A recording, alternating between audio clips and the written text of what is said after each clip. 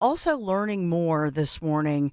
We have some new details. Remember the guy, this is out in Westchester, that huge No Kings rally with tens of thousands of people. And the saying, if you see something, say something. Somebody saw a guy that they thought had a gun and a lot of ammo, called police, and police then confronted the guy. And so now they're revealing more information about 31-year-old Kevin Krebs. So he was arrested at that No Kings rally, Westchester, and had more than a dozen explosive devices and other weapons at his home. Remember we talked about this? They found the handgun on him, a lot of ammo. That led police to his vehicle where they found the rifle, more, a mask, at least one mask, gloves.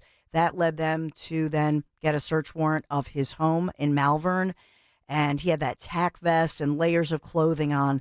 So at this point, we're learning more about this, that as officials investigated, they talked to the parents and family who he lived with. He lives with his parents, his brother. Remember, Greg played the brother on the cut sheet. So this guy's 31, still living at home? He's on the autism spectrum. Okay. Understand. And so that has led to... Who isn't these days? So that has led to others saying, apparently he legitimately is, and police have investigated that, leading to a deeper debate, maybe a tougher conversation about people on the spectrum who now... Own firearms? Yes. Now, I don't know, did he own this? He did not...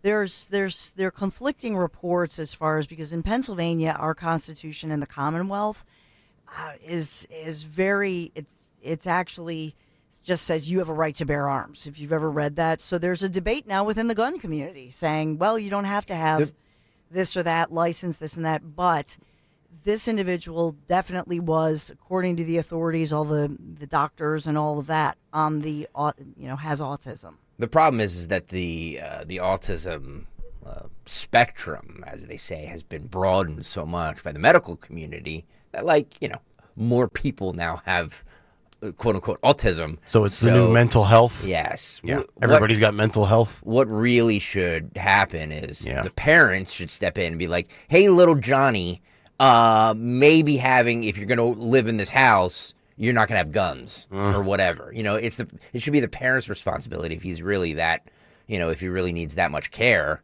to make sure he doesn't get firearms. So parentally treat him like a minor, since he might not be where he needs to be mentally. And it's not the government's job or the state's job to monitor every Tom, Dick, and Harry with what ailment they have to, in order to own a firearm. It's not. Remember his brother, who was the younger brother, answered the door, and he said, "Oh, this is a big misunderstanding." Now the brother makes sense. Yeah, didn't he say the word triggering or triggered? Mm-hmm. But the story is that Krebs, he's 31 years old. So initially they let him out on bail.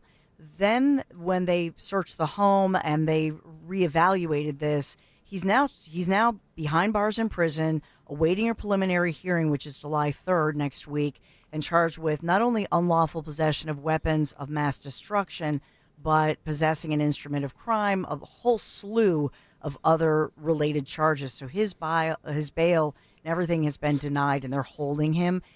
The story from Krebs, his family, the defense attorney, and so on, is that he was, quote, fascinated with explosives.